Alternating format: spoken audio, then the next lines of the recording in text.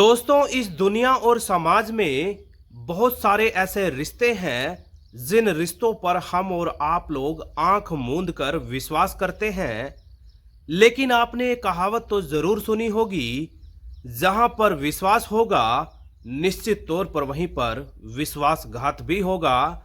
आज की हमारी सनसनीखेज घटना और कहानी में भी बिल्कुल यूं ही हुआ कि एक शातिर किस्म की चाची ने सबसे पहले तो अपने भतीजे को प्यार के जाल में फंसाया, और जब वो उस झांसे में आ गया तो बड़े ही शातिराना अंदाज में चाची ने अपने भतीजे को ऐसा जख्म दिया जिस जख्म का दर्द उस भतीजे को उम्र भर रहेगा। तो दोस्तों, स्वागत है आप सभी का आज की एक और नई घटना कहानी में। मैं हूं आपका अपना सुशील कश्यप हरियाणा से। और दोस्तों, आज की जो हमारी कहानी है वो संबंधित है उत्तराखंड से। उत्तराखंड के अंतर्गत एक जिला पड़ता है उधम सिंह नगर, और उसी उधम सिंह नगर जिले में एक थाना पड़ता है ट्रांजिट कैंप, और उसी ट्रांजिट कैंप थाने के अंतर्गत एक कॉलोनी में रहता है दीपक। वही दीपक जिसकी पत्नी का नाम है सुनीता, और कहीं ना कहीं उनका इकलौता बेटा है जिसका नाम है बिट्टू। साथियों, मैं बात कर रहा हूं 22 दिसंबर 2022 के ठीक सुबह 10 बजे की, जब सुनीता नाम की वो महिला बिट्टू को लगातार आवाजें लगाती तो जा रही थी, लेकिन बिट्टू है कि सुनने का नाम नहीं ले रहा था। बिट्टू का पिता दीपक बोलता है कि आखिरकार बिट्टू गया कहां है। सुनीता और उसका पति दीपक तमाम जद्दोजहद प्रयास करने के बावजूद भी बिट्टू की खोज खबर नहीं निकाल पाए। यानी कि तमाम सगे संबंधियों और पड़ोसियों से पूछताछ करने के उपरांत भी बिट्टू की कोई खोर खबर नहीं लगी, और आखिरकार सुनीता नाम की वो महिला अपने बेटे की तलाश करते करते अपने ही पड़ोस में यानी देवरानी के घर पहुंच जाती है।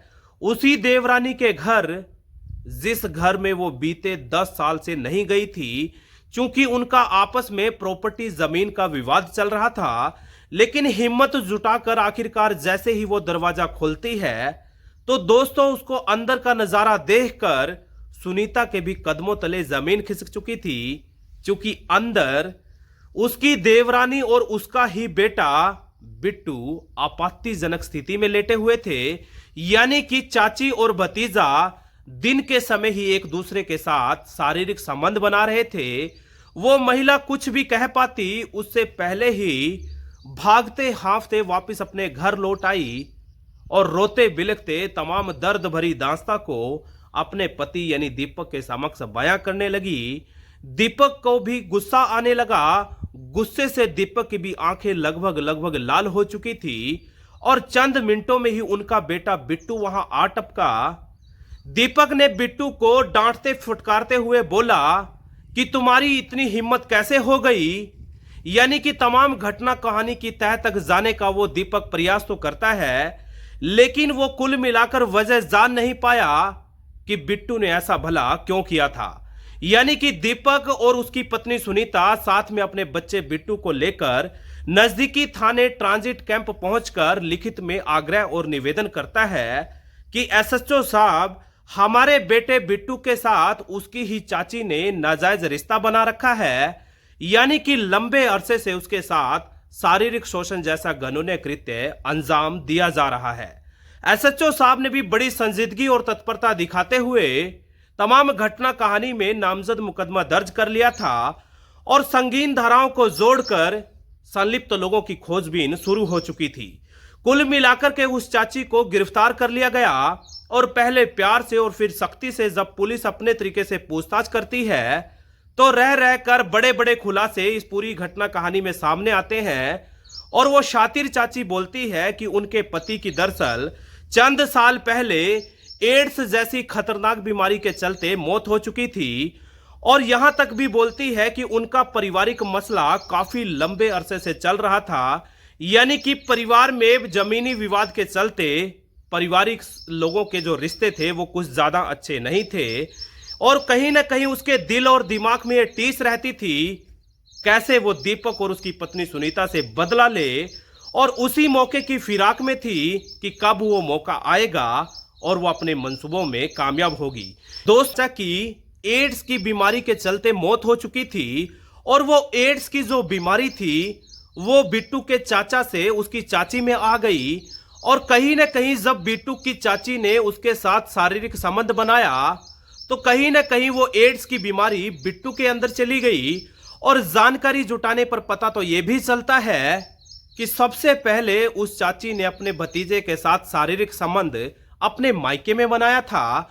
और मायके की जब तहकीकात की जाती है तो दोस्तों उत्तर प्रदेश के जिला पीलीभीत का वही पूर्णपुर गांव है जहां पर उस चाची का जन्म हुआ था।